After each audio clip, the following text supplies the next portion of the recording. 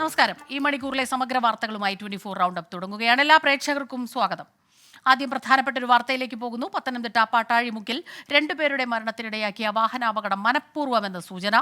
അമിത വേഗത്തിലെത്തിയ car ലോറിയിലേക്ക് ഇടിച്ചു കയറ്റുകയായിരുന്നു എന്നാണ് ദൃക്സാക്ഷികൾ നൽകുന്ന മൊഴി. നൂറനാട് സ്വദേശിനി അനുജ, ചാരുമൂട് സ്വദേശി ഹാഷിം എന്നിവരാണ് ഇന്നലെയുണ്ടായ അപകടത്തിൽ മരിച്ചത്. വിനോദയാത്ര കഴിഞ്ഞ് സഹപ്രവർത്തകർക്കൊപ്പം മടങ്ങുകയായിരുന്ന അനുജയെ ഹാഷിം കാറിൽ കയറ്റി കൊണ്ടുപോവുകയായിരുന്നു.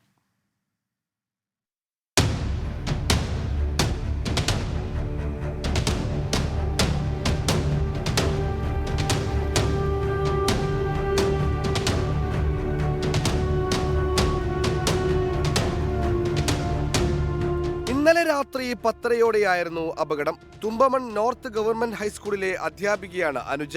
ഹാഷിമും അനുജയും സുഹൃത്തുക്കളാണ്. തിരുവനന്തപുരത്ത് നിന്നും സഹപ്രവർത്തകരോടൊപ്പം വിനോദയാത്ര കഴിഞ്ഞ് മടങ്ങുന്നതിനിടെ വാഹനം തടഞ്ഞ് ഹാഷിം അനുജയെ കാറിൽ കയറ്റി കൊണ്ടുപോകുകയായിരുന്നു. ഹാഷിം ബന്ധുവാണെന്നായിരുന്നു അനുജ സഹപ്രവർത്തകരോട് പറഞ്ഞത്. സംശയം തോന്നിയതോടെ സഹപ്രവർത്തകർ ബന്ധുക്കളെ വിവരമറിയിച്ചു. ഇതിനിടെ അടൂർ പട്ടായമുക്കിൽ വെച്ച് അപകടവുമുണ്ടായി.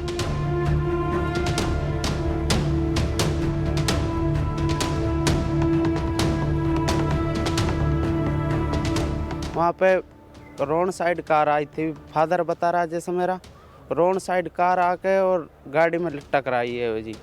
हमारी गाड़ी तो वहाँ पर रुक गई है, आराम से कंट्रोल कर लिया हमने जी। वहाँ पे 40 स्पीड पे गाड़ी वहाँ कंट्रोल कर ली जी. കാർ അമിത വേഗത്തിൽ ഓടിച്ച് ലോറിയിലേക്ക് ഇടിച്ചു കയറ്റിയെന്നാണ് സൂചന. വാഹനത്തിനുള്ളിൽ നിന്നും മദ്യക്കുപ്പിയും കണ്ടെത്തി.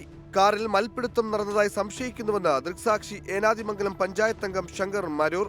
ഇതിൻ്റെ ഫ്രണ്ട് ഡോറ് 3 ട്രിപ്പ് ഈ ഡോറ് തുറന്നു, ഓടിക്കൊണ്ടിരുന്ന വാഹനത്തിൻ്റെ ഡോറ് തുറന്നു. ഇതിൽ പെട്ടെന്ന് നോക്കുന്ന ഒരാൾക്ക് സ്വഭാവമായിട്ട് മനസ്സിലായി ഇതിൽ ആരെയോ ശാരീരികമായിട്ട് ഉപദ്രവിക്കുകയാണ് എന്നൊരു തോന്നൽ ഞങ്ങൾക്ക് തന്നെ ഉണ്ട്. അതിൻ്റെ അകത്ത് മദ്യം കുപ്പിയൊക്കെ അതിനകത്ത് തന്നെ കിടപ്പുണ്ട്. പിന്നെ അത് കഴിഞ്ഞ് നമ്മൾ അടൂർ ഗവൺമെൻറ് ഹോസ്പിറ്റലിൽ പോയപ്പോൾ നമ്മൾ അറിയുന്നത് കൂടുതലുള്ള ടീച്ചർമാർ വന്നു. ഈ ടീച്ചർമാരെല്ലാം കൂടെ ടൂർ പോയതാണ്. ടൂർ പോയിട്ട് വന്ന വഴിക്ക് കുളക്കട വെച്ചിട്ട് പിടിച്ചിറക്കുകയാണ് ഈ കുഞ്ഞ്. ഈ ടീച്ചറിനെ പിടിച്ചിറക്കിയതാണ്. കോട്ടയം മെഡിക്കൽ കോളേജിൽ പോസ്റ്റ്മോർട്ടം നടപടികൾ നടത്തും. അനുജ വിവാഹിതയാണ്. 11 വയസ്സുള്ള കുട്ടിയുമുണ്ട്. അടൂർ പോലീസ് സംഭവത്തിൽ അന്വേഷണം തുടങ്ങി. 24 പത്തനംതിട്ട. ഈ സംഭവത്തിൽ ഇപ്പോൾ കൂടുതൽ വിവരങ്ങൾ പുറത്തുവരുന്നുണ്ട്. കാറിൽ മൽപ്പിടുത്തം നടന്നെന്നും കാറിന്റെ ഡോർ 3 തവണ തുറന്നതായും ദൃക്സാക്ഷി പറയുന്നു. ശ്രീജിത്ത് ശ്രീകുമാരൻ ചേരുന്നുണ്ട് അടൂർ പോലീസ് സ്റ്റേഷനിൽ നിന്ന്. ശ്രീജിത്ത്, ഇതൊരു അപകടമരണം ആയി തീരേണ്ടതായിരുന്നു, പക്ഷേ പിന്നീട് നോക്കുമ്പോൾ കൂടുതൽ വിവരങ്ങൾ വരുന്നു. ഒരു മൽപ്പിടുത്തം നടന്നതിന്റെ ലക്ഷണങ്ങൾ 2-3 തവണ പെൺകുട്ടിയുടെ അനുജയുടെ കാൽ പുറത്തേക്ക് കണ്ടു എന്ന് ദൃക്സാക്ഷികൾ പറയുന്നു. ആ രീതിയിൽ കൂടുതൽ വിവരങ്ങൾ ഇപ്പോൾ നമുക്ക് ലഭിക്കുന്നുണ്ടോ?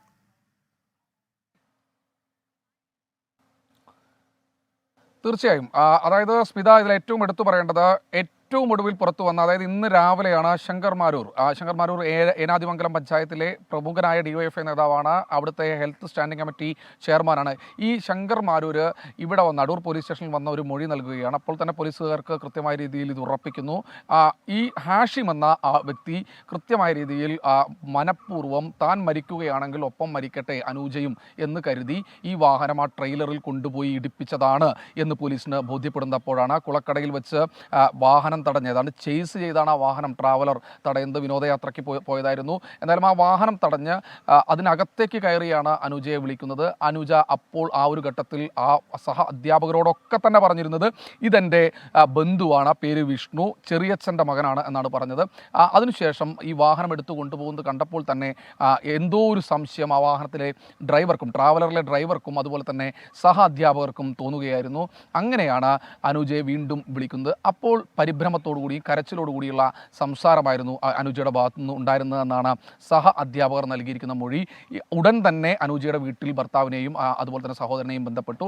അപ്പോഴാണ് മനസ്സിലായത് വിഷ്ണു എന്ന ഒരു ബന്ധു തങ്ങൾക്കില്ല എന്ന് മനസ്സിലായത്. ഉടൻ തന്നെയാണ് അടൂർ പോലീസ് സ്റ്റേഷനിൽ നിന്ന് വിവരങ്ങളുമായി ചേർന്നത്. ഇപ്പോൾ ഹാഷിമിന്റെ പിതാവ് ഹക്കിമിന്റെ പ്രതികരണം നമുക്ക് ലഭിക്കുന്നുണ്ട്. പ്രതികരണത്തിലേക്ക്. ഇന്നലെ 8:45 ഇവിടെ വന്നായിരുന്നു. ഡ്യൂട്ടിയും കഴിഞ്ഞ് ഇവിടെ വന്ന് തള്ളയുടെ നിന്ന് ചായയൊക്കെ മേടിച്ച് കുടിച്ച് കട്ടിലേക്ക് കയറി ഒന്ന് കടന്നു കഴിഞ്ഞപ്പോൾ തന്നെ ഈ ഫോൺ കോൾ വരുന്നത്. അപ്പോൾ ഈ ഫോൺ അറ്റൻഡ് ചെയ്ത് കഴിഞ്ഞ് എണീച്ച് ഇറങ്ങിക്കഴിഞ്ഞപ്പോൾ എവിടെ പോകുന്നത് ചോദിച്ചപ്പം വന്നു കഴിഞ്ഞിട്ട് വിവരം പറയാം. ഒന്നും പറഞ്ഞിട്ടില്ല. യാതൊരു ഇവൻ്റെ ഒരു കാര്യം വന്നു കഴിഞ്ഞാൽ പോകുന്നതൊന്നും പറയത്തില്ല. ചെറുക്കൻ്റെ വീട്ടിൽ നമ്മൾ ചോദിച്ചു കഴിഞ്ഞാലും പറയത്തില്ല. എല്ലാം പുള്ളിയുടെ ഇഷ്ടം. ഒന്നും അറിയത്തില്ല സംഭവിച്ചെന്ന് തോന്നുന്നു. ഇതൊക്കെ നമ്മൾ പിന്നെ അറിയുന്നത്. ഞങ്ങൾ വെളുപ്പാങ്കാലം ഒക്കെ അപ്പോൾ അറിയുന്നത്. വേറെ ആൾക്കാർ വിളിച്ച് പറഞ്ഞൊക്കെ അറിയുന്നത്. ഒന്നും അതിനെക്കുറിച്ച് യാതൊരു വിവരമില്ല, നമ്മൾ കണ്ടിട്ട് പോലും ഇല്ല. ഇവരെ ഒന്നും നമ്മൾ കണ്ടിട്ടേ ഇല്ല. ഇവൻ്റെ കൂടെ ഉള്ള ഒരു ടീമിനെ നമുക്കറിയത്തേ ഇല്ല. എന്താ ഡ്രൈവർ, പ്രൈവറ്റ് ബസ്സിൻ്റെ ഡ്രൈവറാണ്. ഇവിടെ ഭുവനേശ്വരി, ദുർഗ ബസ്സൊക്കെ ഓടിച്ചുകൊണ്ടിരുന്നത്. ഇപ്പം ഹരിശ്രീയാണ് ഓടിച്ചുകൊണ്ടിരിക്കുന്നത്. അപ്പം അങ്ങനെ ഇന്നലെ രാവിലെ പോയിട്ട് വൈകിട്ട് 8:45 വന്നു. തള്ളയുടെ കൂടെ ചായയൊക്കെ മേടിച്ച് വരുമ്പോൾ ചായ വേണം കുടിക്കാൻ. ചായയൊക്കെ കുടിച്ച് കട്ടിലേക്ക് കയറി ഒന്ന് കടന്നപ്പോഴത്തേന് ഈ ഫോൺ കോൾ വന്നത്. ഒന്നുമില്ല, ഇവൻ്റെ ജീവിതത്തിൽ അവനെ അങ്ങനെ ചിന്തിക്കാനേ ഒക്കത്തില്ല. എന്ന് വെച്ചാൽ അത്ര സ്റ്റാമിന ഉള്ള ഇറക്കണം. ഇവനെ വലിയ കാര്യമല്ല എല്ലാവർക്കും. ആർക്ക് എവിടെ ആപത്ത് അവിടെ കൊണ്ടുണ്ടല്ലേ അവരെ സഹായിക്കാനായിട്ട് മുൻപന്തി ചാടിയും പോകും. വണ്ടി എടുത്തുകൊണ്ട് പോകും. അവരെ ഹോസ്പിറ്റലിൽ കൊണ്ടുപോകണേ ഹോസ്പിറ്റലിൽ കൊണ്ടുപോകും. അവർക്ക് വേണ്ടി നല്ല സഹായങ്ങൾ ചെയ്യും. അതിനകത്ത് ഫൈനാൻസിന് ബുദ്ധിമുട്ടുണ്ടെങ്കിൽ അത് വരെ അറേഞ്ച് ചെയ്ത് കൊടുത്തിട്ട് അതിൻ്റെ എല്ലാം സുഖം ആസ്വദിച്ചുകൊണ്ടേ പുള്ളി തൃപ്തിയായിട്ടൊക്കെ വരത്തുള്ളൂ. ഇവിടെ നിങ്ങളിങ്ങനെ ആദ്യം പറയുന്നിടത്ത് എന്താ വിവരം കിട്ടുന്ന ആദ്യം നമ്മളോട് ഇവിടെ ഒരാൾ വിളിച്ച് പറയുമായിരുന്നു, ഇന്നപോലെ ഒരു ആക്സിഡൻറ്റ് വണ്ടിയായിട്ട് പറ്റിയിട്ടുണ്ട്, അപ്പം ഹോസ്പിറ്റലില്ല എന്ന് പറഞ്ഞു. അങ്ങനെ വിവരം അറിയുന്നത്.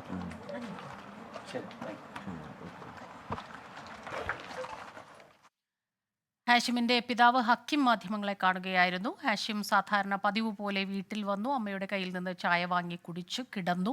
അതിനുശേഷം വന്ന ഒരു ഫോൺ കോൾ. പിന്നീടാണ് പുറത്തേക്ക് ഇറങ്ങിയത്. പിന്നീട് സംഭവിച്ചതൊന്നും തങ്ങൾക്കറിയുന്നില്ല. വാർത്തകളിലൂടെയാണ് ഈ കാര്യങ്ങളൊക്കെ തന്നെ അറിഞ്ഞത്. മറ്റൊരു സൂചനകളും ലഭിക്കുന്നില്ല എന്നാണ് ഹാഷിമിന്റെ പിതാവ് ഇപ്പോൾ പറഞ്ഞത്. ശ്രീകുമാരൻ കൂടുതൽ വിവരങ്ങളുമായി അടൂർ പോലീസ് സ്റ്റേഷനിൽ നിന്ന് ചേരുകയായിരുന്നു. ഓടുന്ന കാറിൽ മൽപ്പിടുത്തം നടന്നതിൻ്റെ ലക്ഷണങ്ങൾ ഉണ്ടായിരുന്നു. അനുജ ഇരുന്ന ഭാഗത്ത് ഡോർ 2-3 പ്രാവശ്യം തുറന്നു. ഇതൊക്കെ തന്നെ ദൃക്സാക്ഷികൾ നൽകിയ വിവരങ്ങളുടെ അടിസ്ഥാനത്തിലാണ്. പട്ടാഴിമുക്കിലെ അപകടത്തിൻ്റെ കൂടുതൽ വിവരങ്ങളാണ് ഇപ്പോൾ പുറത്ത് വന്നുകൊണ്ടിരിക്കുന്നത്. മനീഷ് മഹിപാൽ ചേരുന്നുണ്ട് വിവരങ്ങളുമായി. മനീഷ്, ഇപ്പോൾ ഹാഷിമിൻ്റെ പിതാവ് പറഞ്ഞതനുസരിച്ചാണെങ്കിൽ ഹാഷിം മറ്റു തരത്തിലുള്ള പ്രശ്നങ്ങളൊന്നും ഉണ്ടാക്കിയിരുന്ന ഒരാളല്ല. മറ്റുള്ളവരെക്കാൾ അത്യാവശ്യം സഹായിക്കുകയും ഒക്കെ ചെയ്ത് ഒരു സാധാരണ ദിവസവുമായിരുന്നു അത്. അന്ന് അവിടെ നിന്ന് പോകുന്നതുവരെ ഇങ്ങനെയുള്ളൊരു കാര്യങ്ങളുടെ ലക്ഷണങ്ങളോ അത്തരത്തിലൊരു മാനസികമായിട്ട് എന്തെങ്കിലും തരത്തിലുള്ള സമ്മർദ്ദം അനുഭവിക്കുകയോ അതൊന്നും അത്തരം ലക്ഷണങ്ങൾ ഒന്നും ഉണ്ടായിരുന്നില്ല എന്നാണ് ഇപ്പോൾ ഹാഷിമിൻ്റെ പിതാവ് ഹക്കിം പറയുന്നത്.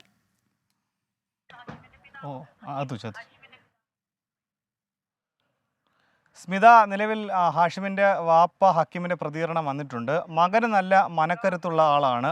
അതുകൊണ്ട് തന്നെ മറ്റ് പ്രശ്നങ്ങൾ ഏതെങ്കിലും തരത്തിലുള്ള പ്രശ്നങ്ങൾ ഏർപ്പെട്ടിട്ടില്ല. ഒപ്പം തന്നെ പോലീസ് സ്റ്റേഷനിലടക്കം ഒരു കേസ് പോലും ഇല്ലാത്ത ആളാണ് ഹാഷിം. പക്ഷേ ഇന്നലെ രാത്രിയിൽ എന്താണ് സംഭവിച്ചെന്ന കാര്യത്തിൽ ഇപ്പോഴും വീട്ടുകാർക്ക് വ്യക്തതയില്ല. ഇന്നലെ വൈകിട്ടൊരു ഫോൺ കോൾ വന്നു. ഫോൺ കോൾ വന്ന ശേഷം മകൻ ഉടൻ തന്നെ അമ്മയോട് പറഞ്ഞു മടങ്ങി വരാമെന്ന് പറഞ്ഞാണ് വീട്ടിൽ നിന്ന് ഇറങ്ങിയത്. പക്ഷേ മകൻ മടങ്ങി വന്നില്ല. പിന്നീട് രാത്രി ഒരുപാട് വൈകിയ ശേഷമാണ് ഇത്തരത്തിലൊരു അപകടം നടന്ന വിവരം കുടുംബം അറിയുന്നത്. മറ്റേതെങ്കിലും തരത്തിൽ മകന് സാമ്പത്തികമായോ അല്ലെങ്കിൽ മറ്റേതെങ്കിലും തരത്തിലുള്ള ജീവിത പ്രശ്നങ്ങളൊന്നും ഇല്ലാത്ത വ്യക്തിയാണ് ഹാഷിം. അങ്ങനെ ആത്മഹത്യ ചെയ്യേണ്ട ഒരു തരത്തിലുള്ള സാഹചര്യമില്ല. നാട്ടിലെ ഏത് വിഷയത്തിലും മുന്നിൽ തന്നെ കാണും. ഏത് പ്രശ്നത്തിനും ആര് വിളിച്ചാൽ ഏത് സമയത്തും എപ്പോഴും എത്തുന്ന ഒരാളാണ് ഹാഷിം. അത്തരത്തിലുള്ള അസന്മാർഗീയ പ്രവർത്തനങ്ങൾക്കൊന്നും പോകാത്ത ഒരാളാണെന്ന് കുടുംബവും നാട്ടുകാരും ഒക്കെ തന്നെ വ്യക്തമാക്കുന്നുണ്ട്. പക്ഷേ മറ്റു ചില വിവരങ്ങളാണ് പക്ഷേ അനൂജയുടെ വീട്ടുകാരുടെ ഭാഗത്തുനിന്നും അല്ലെങ്കിൽ അവിടെ നാട്ടുകാരുടെ ഭാഗത്തുനിന്നും ലഭിക്കുന്നത്. മകൻ സ്വകാര്യ ബസ്സിലെ ജീവനക്കാരനാണ്. ഡ്രൈവറായി ഏറെ നാളായി ജോലി ചെയ്യുന്ന ആളാണ് എന്നതടക്കമുള്ള വിവരങ്ങൾ പങ്കുവെക്കുന്നുണ്ട്. മനക്കരുത്തുള്ള ആളായതുകൊണ്ട് നിലവിൽ മകൻ ആത്മഹത്യ ചെയ്യുമെന്ന് കുടുംബം ഒരു കാരണവശാലും വിശ്വസിക്കുന്നില്ല. എന്താണ് സംഭവിച്ചതാണെന്ന് അടക്കമുള്ള കാര്യങ്ങൾ പോലീസ് അന്വേഷിക്കട്ടെ, വിവരങ്ങൾ അറിയട്ടെ. തങ്ങളും വിവരം അറിയാൻ ആഗ്രഹിക്കുന്നുണ്ട്. ഒപ്പം തന്നെ അനുജയെ സംബന്ധിച്ചുള്ള വിവരങ്ങളെ സംബന്ധിച്ചും കുടുംബത്തോട് ചോദിച്ചു. പക്ഷേ അനുജ ഒരു ഘട്ടത്തിലും അനുജയുടെ പേരോ ഫോട്ടോയോ വിവരമോ സംബന്ധിച്ചുള്ള കാര്യങ്ങളൊന്നും കുടുംബത്തിന് അറിയില്ല. അനുജയെ പരിചയമില്ല. അനുജയെ പറ്റിയുള്ള കാര്യങ്ങളൊന്നും കുടുംബത്തിന് അറിയില്ല. ഇന്നലെ നടന്ന സംഭവങ്ങളെ പറ്റി അറിയില്ല. മകൻ ഇന്നലെ പോയ വിവരം മാത്രമേ അറിയൂ. പിന്നീട് മകനെ സംബന്ധിച്ചുള്ള മരണ വാർത്തയും അപകട വാർത്തയുമാണ് കുടുംബം അറിയുന്നത്. സ്മിത. മനീഷ് മഹിപാലാണ് കൂടുതൽ വിവരങ്ങളുമായി നമുക്കൊപ്പം ചേർന്നത്. ശ്രീകുമാരനാണ് അടൂർ പോലീസ് സ്റ്റേഷനിൽ നിന്നുള്ള വിവരങ്ങൾ നൽകിയത്. 24 റൗണ്ടപ്പിലേക്ക് വീണ്ടും. ഇനി ലോക്സഭാ തെരഞ്ഞെടുപ്പ് വാർത്തകളിലേക്ക്. ICL FinCorp 24 ഇലക്ഷൻ സമർപ്പിക്കുന്നത് ICL FinCorp, the intelligent choice. Powered by Asset, responsibly yours. In association with Durashine Roof and Wall Sheets, ഒരു Tata BlueScope സ്റ്റീൽ ഉൽപ്പന്നം.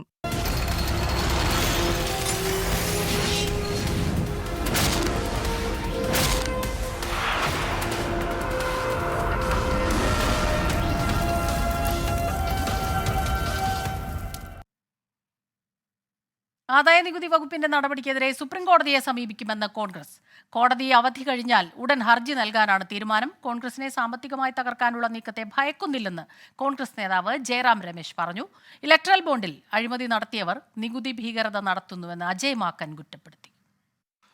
2017-18 के अंदर बीजेपी ने 1297 लोगों के डोनेशन जिन्होंने दिए हैं उनका कोई एड्रेस, उनका कोई पता नहीं दिया, सिर्फ नाम लिखा और छोड़ दिया, उसका कोई पता नहीं दिया। पता इसके अंदर नाम और पता दोनों देना है। और कुल कितनी राशि? 42 करोड़ रुपए की राशि, 42 करोड़ के लोग की राशि के बारे में कोई अता पता नहीं है कि वो आदमी जो है कहां रहता है, क्या पाकिस्तान में रहता है, क्या किस जगह पे हमारे देश में रहता है, उसका एड्रेस क्या है, और ये क्लियर वायलेशन है। വിവരങ്ങളുമായി നിതിൻ അംബുജൻ ചേരുന്നുണ്ട്. നിതിൻ, ഈ തെരഞ്ഞെടുപ്പ് അടുത്തിരിക്കുകയാണ്. പ്രചാരണത്തിന് പോലും പൈസയില്ലാതെ സ്ഥാനാർത്ഥികൾ ബുദ്ധിമുട്ടുന്ന ഒരവസ്ഥയിലേക്ക് കോൺഗ്രസ് പോകുന്നു. കാര്യങ്ങൾ വലിയ അവതാളത്തിലാകുമ്പോൾ സുപ്രീം കോടതിയെ സമീപിക്കുന്നു. എന്തെല്ലാം കാര്യങ്ങളാണ് ചൂണ്ടിക്കാട്ടുന്നത്?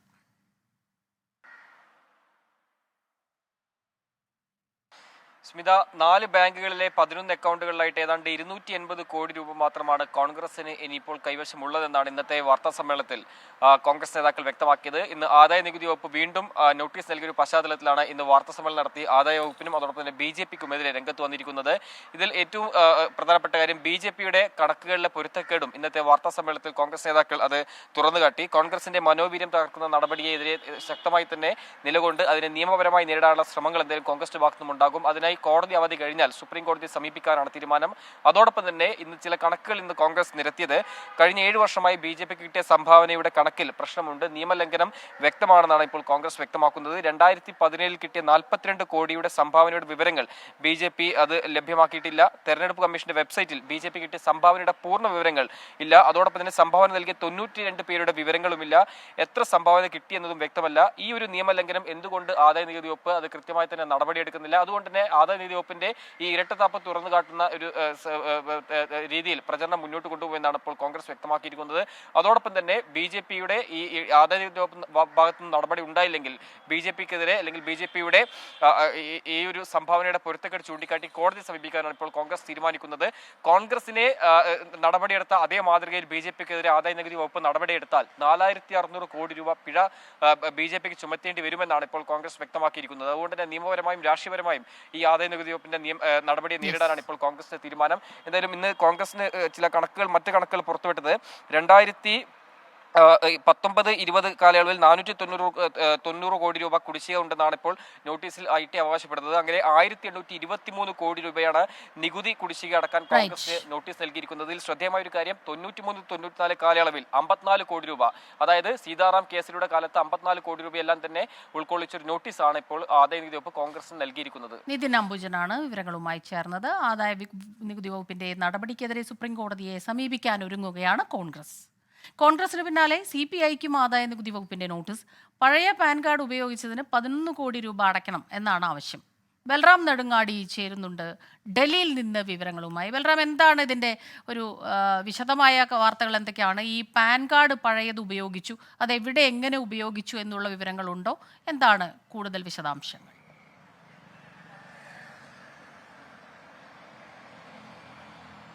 സ്മിത, പ്രതിപക്ഷ പാർട്ടികൾക്ക് എതിരെ ഏജൻസികളെയും ആദായ നികുതി വകുപ്പിനെയും ഉപയോഗിക്കുന്നു എന്ന ആരോപണം ഉയരുകയും ഏറ്റവും ഒടുവിൽ കോൺഗ്രസിനെതിരെ വൻ തുക തന്നെ ആവശ്യപ്പെട്ടുള്ള നോട്ടീസ് ലഭിച്ച് അതിനെതിരെ കോൺഗ്രസ് നിയമ നടപടിക്ക് തയ്യാറെടുക്കുകയും ചെയ്യുന്നു എന്ന ഘട്ടത്തിലാണ് ഇപ്പോൾ മറ്റൊരു പ്രതിപക്ഷ പാർട്ടിക്ക് എതിരെയും സമാനമായി തന്നെ ആദായ നികുതി വകുപ്പ് നോട്ടീസ് അയച്ചിരിക്കുന്നത്. CPIക്കാണ് ആദായ നികുതി വകുപ്പ് ഇന്ന് നോട്ടീസ് നൽകിയിരിക്കുന്നത്. 11 കോടി രൂപയുടെ കുടിശ്ശിക അടയ്ക്കണം എന്ന് ആവശ്യപ്പെട്ടുകൊണ്ടാണ് ഈ നോട്ടീസ്. പഴയ പാൻ കാർഡ് വിവരങ്ങൾ ഉപയോഗിച്ചു എന്ന് കാണിച്ചുകൊണ്ടാണ് ഈ 11 കോടി രൂപയുടെ കുടിശ്ശിക അടയ്ക്കണം എന്നാവശ്യപ്പെട്ട് CPIക്ക് നോട്ടീസ് അയച്ചിരിക്കുന്നത് എന്നാണ് ലഭിക്കുന്ന വിവരം. ഒരു ദക്ഷിണേന്ത്യൻ സംസ്ഥാനത്തിൽ നിന്നാണ് ഈ പഴയ പാൻ കാർഡ് ഉപയോഗിച്ചത് എന്നുമുള്ള വിവരമാണ് ലഭിക്കുന്നത്. എന്തായാലും ഈ നോട്ടീസ് അടക്കം നിയമവിദഗ്ധരുമായി പരിശോധിച്ച് ഇതിന് മറുപടി നൽകും എന്നാണ് പാർട്ടിയുടെ തീരുമാനം. ശരി, വിശ്വാസികൾക്ക് ഇത് വ്രതശുദ്ധിയുടെ നാളുകൾ. അൽ മുക്താദിർ ഗോൾഡൻ ഡയമണ്ട്സ്, പുണ്യങ്ങളുടെ പൂക്കാലം. സമർപ്പിക്കുന്നത് എല്ലാ ആഭരണങ്ങളും ഇപ്പോൾ പണിക്കൂലിയില്ലാതെ വാങ്ങാം. അൽ മുക്താദിർ ജ്വല്ലേഴ്സ്.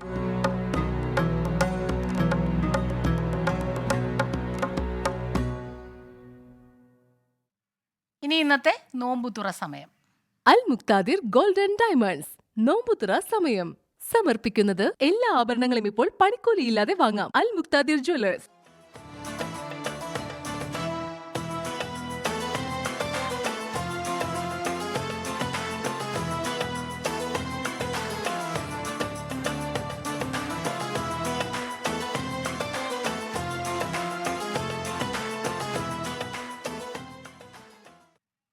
ഈ വാർത്താ ബുള്ളറ്റിൻ ഇവിടെ പൂർണ്ണമാകുന്നു.